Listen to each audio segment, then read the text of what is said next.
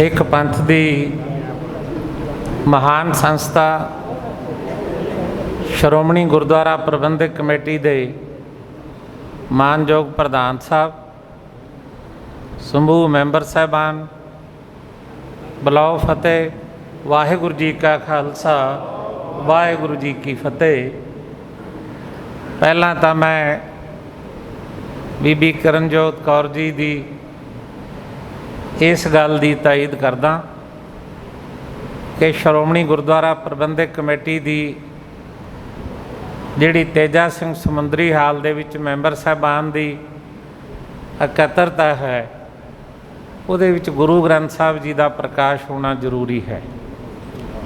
मैं जदों घरों तुरिया सी, मेरे मन विच ये गल आई सी कि मैं सरदार सतवीर सिंह जी उन्होंने सुनेहा दे दियां कि महाराज का प्रकाश जरूर कर लियो, क्योंकि संस्था धार्मिक है, पंथक है। इन्हें धर्म ते पंथ के जज्बातों की तर्जमानी करनी। चलो अगे लई बीबी जी के सुझाव जिहड़े उहदे ते प्रधान साहब जिहड़े ने जरूर ध्यान रखने का यतन करनगे। दूसरी गल, साडा शिकवा इस मुल्क ते सब तो वड्डा ये है कि जे साडी गल किते 1947 विच मन लई जांदी तां इस मुल्क के टुकड़े नहीं सी होने। बहुत सारे अणजान लोग जिन्हां ने इतिहास नहीं पढ़िया, वो अक्सर ही इस किस्म का इल्ज़ाम लाउंदे ने कि देश की आज़ादी के समय सिखां ने अपना घर नहीं मंगिया। असल गल ये सी कि उस समय के जिहड़े लीडर सन, सरदार बलदेव सिंह जी, मास्टर तारा सिंह जी, ये सारे आगू इस गल लई चिंतित सन कि जे हिंदुस्तान नाल तकदीर जोड़ते हैं ननकाने का विछोड़ा हुंदा, जे पाकिस्तान नाल तकदीर जोड़ते हैं हरमंदर साहब का विछोड़ा हुंदा। इसलिए उस समय की लीडरशिप की इच्छा सी कि देश के टुकड़े नहीं होने चाहिए। इस भावना नूं मुख रख के उन्होंने फैसला लिया सी।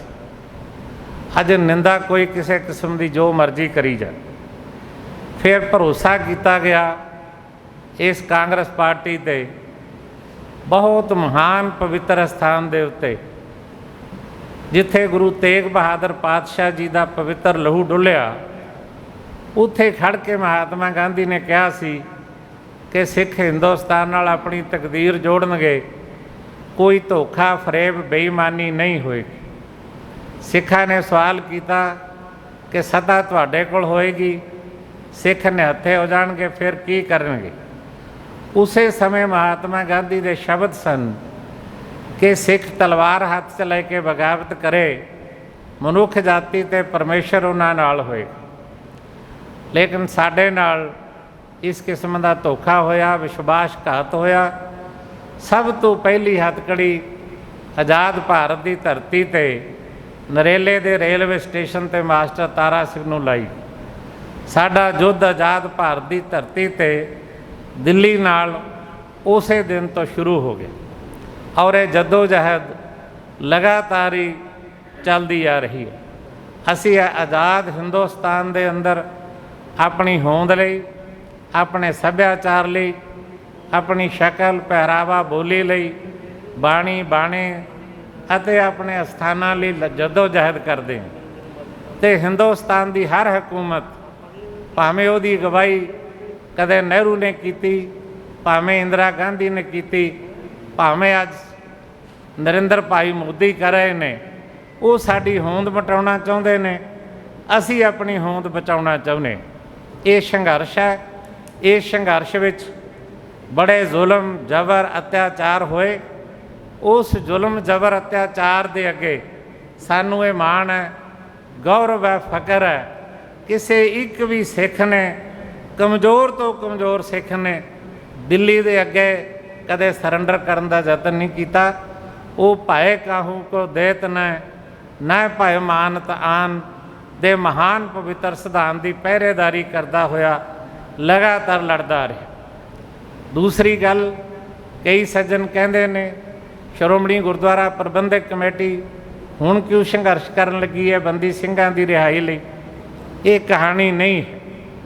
ਜਿਸ ਦਿਨ ਦੀ ਸ਼੍ਰੋਮਣੀ ਗੁਰਦੁਆਰਾ ਪ੍ਰਬੰਧਕ ਕਮੇਟੀ ਹੋਂਦ ਵਿੱਚ ਆਈ ਹੈ, ਆਪਣੀ ਹੋਂਦ ਤੋਂ ਲੈ ਕੇ ਅੱਜ ਤੱਕ ਲਗਾਤਾਰ ਹੀ ਸ਼੍ਰੋਮਣੀ ਗੁਰਦੁਆਰਾ ਪ੍ਰਬੰਧਕ ਕਮੇਟੀ ਉਹਨਾਂ ਸਾਰੇ ਲੋਕਾਂ ਦੀ ਰਿਹਾਈਆਂ ਲਈ ਜੱਦੋ ਜਹਿਦ ਕਰਦੀ ਆ ਰਹੀ ਹੈ, ਜਿਨ੍ਹਾਂ ਨੇ ਭਾਵੇਂ ਮੋਰਚਿਆਂ ਵਿੱਚ ਸ਼ਮੂਲੀਅਤ ਕੀਤੀ, ਭਾਵੇਂ ਦੇਸ਼ ਦੀ ਆਜ਼ਾਦੀ ਵਿੱਚ ਜੱਦੋ ਜਹਿਦ ਕੀਤੀ, ਭਾਵੇਂ ਦੇਸ਼ ਦੀ ਆਜ਼ਾਦੀ ਤੋਂ ਬਾਅਦ ਐਮਰਜੈਂਸੀ ਹੋਈ, ਧਰਮ ਯੁੱਧ ਮੋਰਚਾ ਹੋਇਆ, ਉਹਨਾਂ ਸਾਰੀਆਂ ਲੜਾਈਆਂ ਵਿੱਚ ਸ਼੍ਰੋਮਣੀ ਗੁਰਦੁਆਰਾ ਪ੍ਰਬੰਧਕ ਕਮੇਟੀ ਨੇ ਮੋਹਰੀ ਹੋ ਕੇ ਰੋਲ ਅਦਾ ਕਰਨ ਦਾ ਯਤਨ ਕੀਤਾ। ਮੈਨੂੰ ਯਾਦ ਹੈ ਕਿ ਪੰਜਾਬ ਦੀ ਸਰ ਜ਼ਮੀਨ ਦੇ ਉੱਤੇ ਜਦੋਂ ਨੌਜਵਾਨਾਂ ਦੇ ਖੂਨ ਦੀ ਹੋਲੀ ਖੇਡੀ ਜਾ ਰਹੀ ਸੀ, ਉਦੋਂ ਮੈਂ ਬਹੁਤ ਬੇਬਾਕੀ ਨਾਲ ਸਰਕਾਰ ਦੇ ਜ਼ੁਲਮ ਦੇ ਖਿਲਾਫ ਲੜ ਰਿਹਾ ਸੀ, ਬੋਲਦਾ ਸੀ। 1999 ਵਿੱਚ ਮੇਰੀ ਸ਼ਾਦੀ ਨੂੰ 1 ਮਹੀਨਾ ਹੋਇਆ ਅਤੇ ਗੋਬਿੰਦ ਰਾਮ ਸਭ ਤੋਂ ਜਾਬਰ ਪੁਲਿਸ ਅਫਸਰ ਸੀ। ਮੈਨੂੰ ਅਤੇ ਮੇਰੀ ਧਰਮ ਪਤਨੀ ਨੂੰ ਫਤਿਹਗੜ੍ਹ ਸਾਹਿਬ ਤੋਂ ਗ੍ਰਿਫਤਾਰ ਕਰਕੇ ਲੈ ਕੇ ਆਇਆ। ਬੀਕੋ ਇੰਟਰੋਗੇਸ਼ਨ ਸੈਂਟਰ ਵਿੱਚ ਬੜਾ ਤਸ਼ੱਦਦ ਉਹਨੇ ਸਾਡੇ 'ਤੇ ਕੀਤਾ।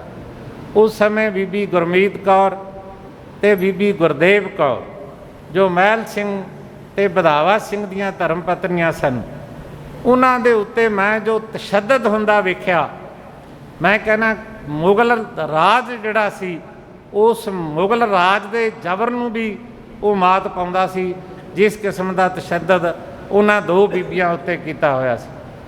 ਅਤੇ ਉਸ ਸਮੇਂ ਪ੍ਰੋਫੈਸਰ ਦਰਸ਼ਨ ਸਿੰਘ ਜੀ ਅਕਾਲ ਤਖਤ ਸਾਹਿਬ ਦੇ ਜਥੇਦਾਰ ਸਨ। ਉਹਨਾਂ ਨੂੰ ਇਹ ਕਹਾਣੀ ਪਤਾ ਲੱਗੀ, ਉਹਨਾਂ ਨੇ ਬੀਕੋ ਇੰਟਰੋਗੇਸ਼ਨ ਸੈਂਟਰ ਨੂੰ ਸ਼੍ਰੋਮਣੀ ਗੁਰਦੁਆਰਾ ਪ੍ਰਬੰਧਕ ਕਮੇਟੀ ਨੂੰ ਨਾਲ ਲਿਜਾ ਕੇ ਘੇਰਾ ਪਾਇਆ। ਸ਼ਾਮ ਤੱਕ ਸਾਨੂੰ ਉਹਨਾਂ ਦੇ ਦਬਾਅ ਕਰਕੇ ਰਿਹਾ ਕਰਨ ਦਾ ਯਤਨ ਕੀਤਾ। ਜੇ ਦਬਾਅ ਨਾ ਹੁੰਦਾ ਸ਼ਾਇਦ ਰਿਹਾਈ ਨਹੀਂ ਸੀ ਹੋ ਸਕਦੀ। ਮੈਂ ਇਹ ਸਮਝਦਾ ਕਿ ਇਹ ਧਰਮ ਦਾ ਕਾਰਜ ਹੈ, ਇਹ ਪੰਥ ਦਾ ਕਾਰਜ ਹੈ।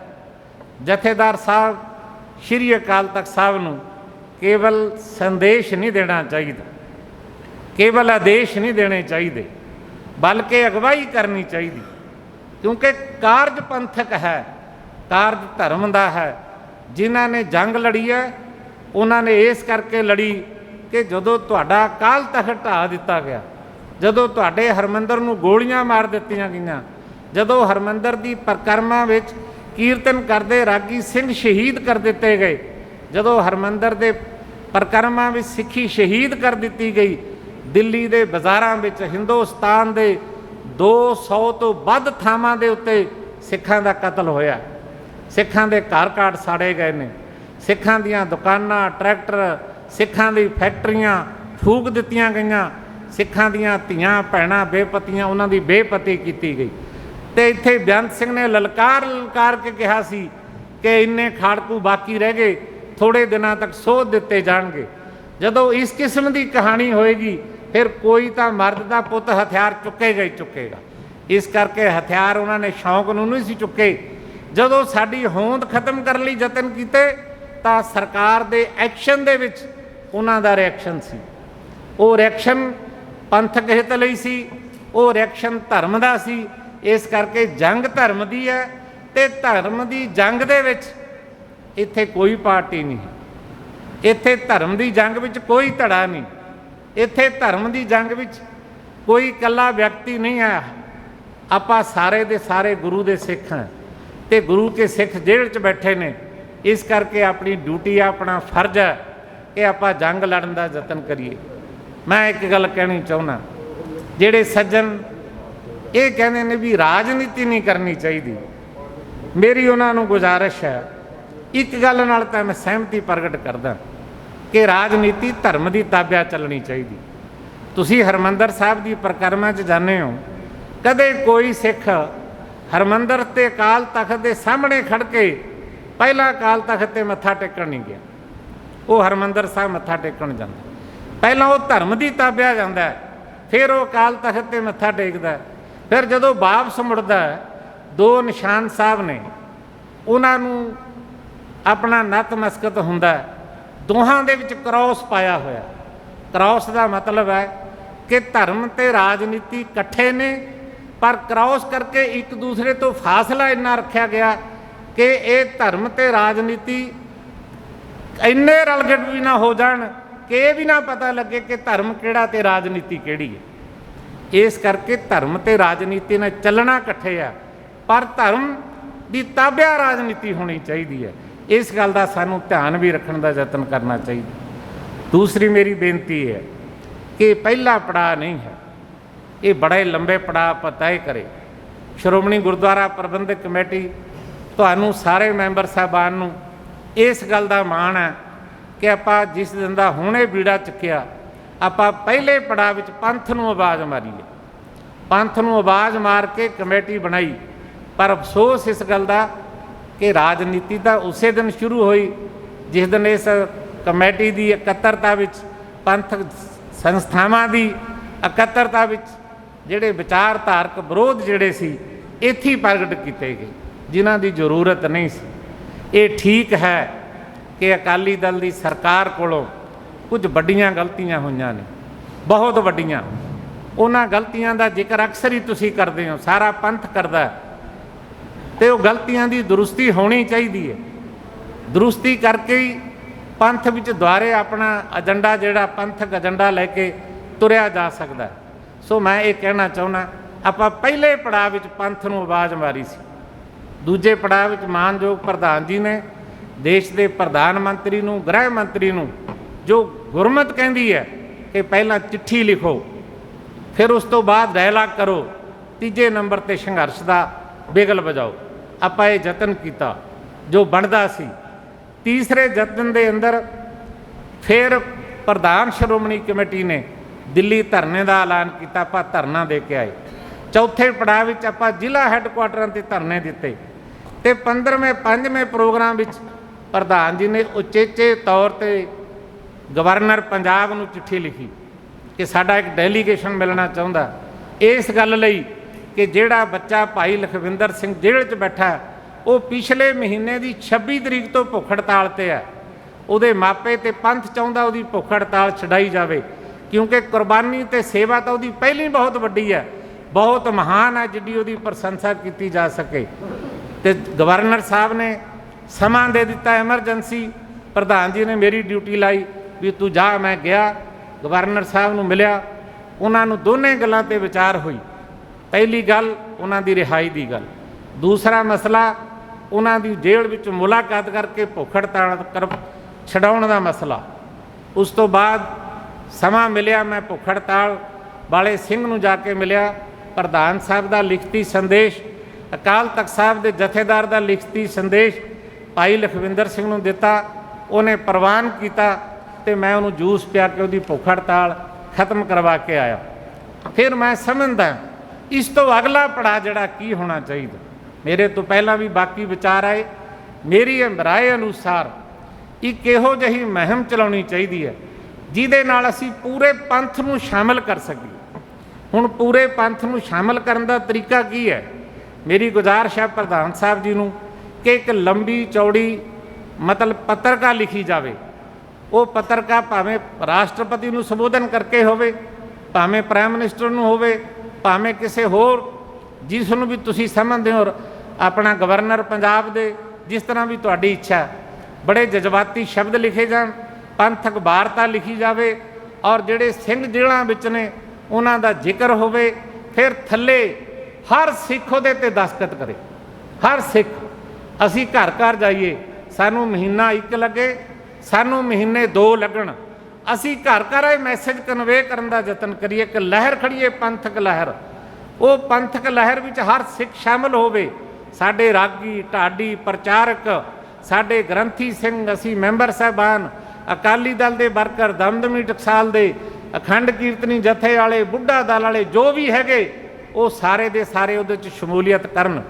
जदों साडी ये लहर बनेगी फिर वो दस्तखती मुहिम का पलंदा जिहड़ा वो 1 ट्रक भरे 2 भरन, असीं उन्हां नूं लैके जिहदे बूहे ते जाना उहदे बूहे ते जाइए। फिर असीं अगली गल करिए कि एक पड़ाव करिए अगला कि इस तो बाद असीं अगली रणनीति का फिर ऐलान करांगे। उहदे लई छोटा धरना, मुजाहरा छोटा होवे, ਉਹ ਇੱਕ ਵਾਰੀ ਹੋਵੇ, 2 ਵਾਰੀ ਹੋਵੇ, ਤੇ ਫਿਰ ਨਹੀਂ ਸਾਡੀ ਗੱਲ ਮੰਨੀ ਜਾਂਦੀ, ਫਿਰ ਤੀਸਰਾ ਚੌਥਾ ਰਾਹ ਸਾਡੇ ਕੋਲ ਇੱਕੋ ਇੱਕ ਹੈ। ਫਿਰ ਭਾਵੇਂ ਅਕਾਲ ਤਖਤ ਤੋਂ ਮੋਰਚਾ ਲਾਓ, ਭਾਵੇਂ ਦਿੱਲੀ ਰਕਾਬਗੰਜ ਤੋਂ ਲਾਓ, ਫਿਰ ਇੱਕ ਮੋਰਚਾ ਪੰਥ ਨੂੰ ਲਾਉਣਾ ਚਾਹੀਦਾ। ਭਾਵੇਂ ਉਹਦੇ 'ਚ 11 ਸਿੰਘ ਜਾਇਆ ਕਰਨ, ਭਾਵੇਂ 21 ਸਿੰਘ ਜਾਣ, ਜਿੰਨਾ ਚਿਰ ਫਿਰ ਇਹ ਮੋਰਚੇ ਦੇ ਵਿੱਚ ਆਪਾਂ ਲਗਾਤਾਰ ਸ਼ਮੂਲੀਅਤ ਨਹੀਂ ਕਰਦੇ, ਤੇ ਮੈਂ ਸਮਝਦਾ ਉਹਨਾਂ ਚਿਰ ਦਿੱਲੀ ਨੂੰ ਝੁਕਾਉਣਾ ਸਾਡੇ ਲਈ ਬਹੁਤ ਔਖਾ ਹੋਏਗਾ। ਇੱਕ ਗੱਲ ਮੈਂ ਹੋਰ ਕਹਿਣੀ ਚਾਹੁੰਦਾ ਆਪ ਸਾਰਿਆਂ ਦੇ ਸਾਹਮਣੇ ਵੀ, ਸ਼੍ਰੋਮਣੀ ਗੁਰਦੁਆਰਾ ਪ੍ਰਬੰਧਕ ਕਮੇਟੀ ਨਿਰਸੰਦੇਹ ਇਹ ਪੰਥਕ ਸੰਸਥਾ ਹੈ। ਇਹ ਕਿਸੇ ਵਿਅਕਤੀ ਧੜੇ ਦੀ ਕੋਈ ਮਲਕੀਅਤ ਨਹੀਂ। ਜਿਵੇਂ ਆਪਾਂ ਕਈ ਵਾਰ ਕਹਿ ਦਿੰਦੇ, ਜੋਧਪੁਰ ਜਦੋਂ ਦਰਬਾਰ ਸਾਹਿਬ 'ਤੇ ਹਮਲਾ ਹੋਇਆ, ਸਾਰੇ ਜੋਧਪੁਰ ਦੇ ਜਿੰਨੇ ਵੀ ਕੈਦੀ ਸਨ ਇਹ ਸਾਰੇ ਬੈਠੇ ਨੇ ਸਿੰਘ। ਇਹ ਜੋਧਪੁਰ ਹੈ। ਮੈਂ ਲੰਮਾ ਸਮਾਂ ਨਾਭੇ ਜੇਲ੍ਹ 'ਚ ਰਿਹਾ, ਸਾਰਿਆਂ ਦੇ ਕੇਸ ਸ਼੍ਰੋਮਣੀ ਗੁਰਦੁਆਰਾ ਪ੍ਰਬੰਧਕ ਕਮੇਟੀ ਨੇ ਲੜੇ। ਜਿੰਨੇ ਜਹਾਜ਼ ਗਵਾਹ ਹੋਏ ਸਾਰਿਆਂ ਦੇ ਕੇਸ ਸ਼੍ਰੋਮਣੀ ਗੁਰਦੁਆਰਾ ਪ੍ਰਬੰਧਕ ਕਮੇਟੀ ਨੇ ਲੜੇ। ਜਿੰਨੇ ਨੈਸ਼ਨਲ ਸਿਕਿਉਰਿਟੀ ਐਕਟ ਥੱਲੇ ਨਜ਼ਰਬੰਦ ਹੋਏ, ਭਾਵੇਂ ਹਿੰਦੁਸਤਾਨ ਦੀ ਕਿਸੇ ਜੇਲ੍ਹ 'ਚ ਕੈਦ ਹੋਏ, ਉਹਦੀ ਸਾਰੀ ਜੰਗ ਸ਼੍ਰੋਮਣੀ ਗੁਰਦੁਆਰਾ ਪ੍ਰਬੰਧਕ ਕਮੇਟੀ ਨੇ ਲੜੀ। ਉਹਨਾਂ ਦੇ ਪਰਿਵਾਰਾਂ ਦੀ ਸਾਂਭ ਸੰਭਾਲ ਸ਼੍ਰੋਮਣੀ ਗੁਰਦੁਆਰਾ ਪ੍ਰਬੰਧਕ ਕਮੇਟੀ ਨੇ ਲੜੀ। ਭਾਈ ਗੁਰਬਖਸ਼ ਸਿੰਘ ਜਹਾਜ਼ ਗਵਾਹ ਉਹਨੇ ਕੀਤਾ, 3.5 ਲੱਖ ਰੁਪਏ ਦੀ ਮਦਦ ਸ਼੍ਰੋਮਣੀ ਕਮੇਟੀ ਨੇ ਉਹਦੀ ਕੀਤੀ। ਉਸ ਤੋਂ ਬਿਨਾਂ ਭਾਈ ਬਰਿਆਮ ਸਿੰਘ, ਉਹਦੀ ਧਰਮ ਪਤਨੀ ਨੂੰ ਕੈਂਸਰ ਹੋ ਗਿਆ, ਉਹਦੇ ਇਲਾਜ ਲਈ ਸ਼੍ਰੋਮਣੀ ਕਮੇਟੀ ਨੇ ਪੂਰੀ ਮਦਦ ਕੀਤੀ। ਉਹਨੂੰ ਹਾਰਟ ਦੀ ਪ੍ਰੋਬਲਮ ਹੋਈ, ਸ਼੍ਰੋਮਣੀ ਕਮੇਟੀ ਨੇ ਉਹਦੀ ਮਦਦ ਕੀਤੀ। ਫਿਰ ਉਹਦੀ ਡੈਥ ਹੋ ਗਈ। ਉਹਦੇ ਭੋਗ ਵਾਲੇ ਸਮੇਂ 'ਚ ਕਰੋਨਾ ਲੱਗਿਆ ਹੋਇਆ ਸੀ। ਮੈਨੂੰ ਪ੍ਰਧਾਨ ਜੀ ਨੇ ਆਦੇਸ਼ ਕੀਤੇ, ਲੌਂਗੋਵਾਲ ਸਾਹਿਬ ਨੇ, ਵੀ ਤੂੰ ਜਾਣਾ ਉਹਦੇ ਭੋਗ 'ਤੇ। ਮੈਂ ਗਿਆ, ਰਾਤੋਂ ਰਾਤ ਪਰਿਵਾਰ ਦੀ ਮੈਂ ਇੱਕ ਮਦਦ ਕਰਕੇ ਆਇਆ। ਸ਼੍ਰੋਮਣੀ ਗੁਰਦੁਆਰਾ ਪ੍ਰਬੰਧਕ ਕਮੇਟੀ ਨੇ ਭਾਈ ਲਾਲ ਸਿੰਘ, ਭਾਈ ਗੁਰਸੇਵਕ ਸਿੰਘ ਬਾਬਲਾ, ਭਾਈ ਅਮਰਜੀਤ ਸਿੰਘ ਬੜਗੁਜਰਾ, ਭਾਈ ਲਖਵਿੰਦਰ ਸਿੰਘ, ਭਾਈ ਸ਼ਮਸ਼ੇਰ ਸਿੰਘ, ਭਾਈ ਗੁਰਮੀਤ ਸਿੰਘ, ਭਾਈ ਬਲਵੰਤ ਸਿੰਘ ਰਾਜੋਆਣਾ, ਹਰ ਇੱਕ ਦੀ ਬਾਂਹ ਫੜੀ, ਹਰ ਇੱਕ ਦੀ ਮਦਦ ਕੀਤੀ ਹੈ। ਜਿੰਨੀ ਮਾਇਕ ਮਦਦ ਪਰਿਵਾਰ ਨੇ ਮੰਗੀ, ਸ਼੍ਰੋਮਣੀ ਕਮੇਟੀ ਨੇ ਉਨੀ ਕੀਤੀ। ਇੱਕ ਵਿਅਕਤੀ ਹੈ, ਮੈਂ ਸਮਝਦਾ ਇਤਿਹਾਸ ਦੇ ਅੰਦਰ 2 ਵਿਅਕਤੀ ਨੇ ਐਸੇ। ਇੱਕ ਸੀ ਸੰਤ ਬਾਬਾ ਜਰਨੈਲ ਸਿੰਘ ਜੀ ਖਾਲਸਾ ਪਿੰਡਰਾਂ ਵਾਲੇ। ਜਦੋਂ ਅਕਾਲ ਤਖਤ 'ਤੇ ਹਮਲਾ ਹੋਇਆ, ਹਮਲੇ ਤੋਂ ਬਾਅਦ ਸੰਤ ਜੀ ਸ਼ਹੀਦ ਹੋ ਗਏ। ਮੈਂ ਤੇ ਟੌੜਾ ਸਾਹਿਬ ਉਹਨਾਂ ਦੇ ਘਰੇ ਗਏ, ਸਹੁਰੇ ਘਰ। ਬੀਬੀ ਜੀ ਉਦੋਂ ਆਪਣਾ ਆਪ ਹੀ ਰੁੱਗ ਲਾਉਂਦੇ ਸਨ, ਟੋਕੇ ਵਾਲੀ ਮਸ਼ੀਨ ਨੂੰ ਆਪ ਹੀ ਮਸ਼ੀਨ ਗੇੜਦੇ ਸੀ। ਭਾਈ ਅਬਨਾਸ਼ੀ ਸਿੰਘ ਸ਼੍ਰੋਮਣੀ ਕਮੇਟੀ ਦੇ ਇੱਥੇ ਪ੍ਰਧਾਨ ਸਾਹਿਬ ਦੇ ਪੀਏ ਸੀ, ਉਹਨਾਂ ਨੂੰ ਕਿਹਾ ਵੀ 1 ਲੱਖ ਰੁਪਏ ਦਾ ਚੈੱਕ ਲੈ ਕੇ ਆਓ। ਉਹ 1 ਲੱਖ ਰੁਪਏ ਦਾ ਚੈੱਕ ਲੈ ਕੇ ਆਏ। ਪ੍ਰਧਾਨ ਜੀ ਨੇ ਬੀਬੀ ਨੂੰ ਕਿਹਾ ਵੀ ਆ 1 ਲੱਖ ਰੁਪਏ ਦਾ ਚੈੱਕ ਹੈ, ਬੱਚਿਆਂ ਦੀ ਪੜ੍ਹਾਈ ਲਈ ਜਮ੍ਹਾਂ ਕਰਾ ਲਓ। ਬੀਬੀ ਜੀ ਨੇ ਕਿਹਾ ਵੀ ਤੁਸੀਂ ਆ ਗਏ, ਤੁਹਾਡਾ ਧੰਨਵਾਦ, ਪਰ ਸ਼੍ਰੋਮਣੀ ਕਮੇਟੀ ਗੁਰੂ ਦੀ ਗੋਲਕ ਦਾ ਪੈਸਾ ਭਾਈ ਸਾਹਿਬ ਦਾ ਹੁਕਮ ਸੀ ਲੈਣਾ ਨਹੀਂ, ਇਸ ਕਰਕੇ ਅਸੀਂ ਕੋਈ ਪੈਸਾ ਨਹੀਂ ਲੈਣਾ। ਪ੍ਰਧਾਨ ਜੀ ਕੋਲ 11,000 ਰੁਪਈਆ ਉਹਨਾਂ ਦੀ ਜੇਬ ਵਿੱਚ ਸੀ। ਉਹ ਕਹਿਣ ਲੱਗੇ ਚਲੋ ਆ 11,000 ਰੁਪਈਆ ਰੱਖ ਲਓ। ਕਹਿੰਦੀ ਜੀ ਤੁਹਾਡਾ ਧੰਨਵਾਦ। ਉਹਨਾਂ ਨੇ 1 ਪੈਸਾ ਨਹੀਂ ਲਿਆ। ਦੂਜਾ ਭਾਈ ਜਗਤਾਰ ਸਿੰਘ ਹਵਾਰਾ, ਉਹਦੀ ਰੀੜ੍ਹ ਦੀ ਹੱਡੀ ਦਾ ਦਰਦ ਸੀ। ਕਿਸੇ ਸਿੰਘ ਨੇ ਮੈਨੂੰ ਦਿੱਲੀ ਤੋਂ ਟੈਲੀਫੋਨ ਕੀਤਾ ਵੀ ਉਹ ਬਹੁਤ ਤਕਲੀਫ ਵਿੱਚ ਹੈ। ਮੈਂ 2 ਲੱਖ ਰੁਪਏ ਦਾ ਚੈੱਕ ਕਟਾਇਆ। ਉਹਨਾਂ ਦੀ ਮਾਤਾ ਕੋਲ ਗਿਆ। ਮਾਤਾ ਨੇ ਕਿਹਾ ਵੀ ਮੇਰੇ ਤੋਂ ਪੈਸਾ ਨਹੀਂ ਲੈਣਾ, ਤੂੰ ਆਪ ਜਾ। ਮੈਂ ਗਿਆ, ਮੁਲਾਕਾਤ ਕੀਤੀ। ਭਾਈ ਸਾਹਿਬ ਜੀ ਨੇ ਹੱਥ ਬੰਨ੍ਹ ਕੇ ਕਿਹਾ, ਸ਼੍ਰੋਮਣੀ ਕਮੇਟੀ ਪੰਥ ਦੀ ਸੰਸਥਾ ਹੈ, ਮੈਨੂੰ ਪੈਸੇ ਦੀ ਕੋਈ ਤੋਟ ਨਹੀਂ ਹੈ, ਮੈਂ ਆਪਣਾ ਆਪਰੇਸ਼ਨ ਕਰਵਾ ਲਵਾਂਗਾ, ਇਹ ਪੈਸਾ ਕਿਸੇ ਹੋਰ ਲੋੜਵੰਦ ਵਾਲੇ ਸਿੰਘ ਨੂੰ ਦੇ ਦਿਓ।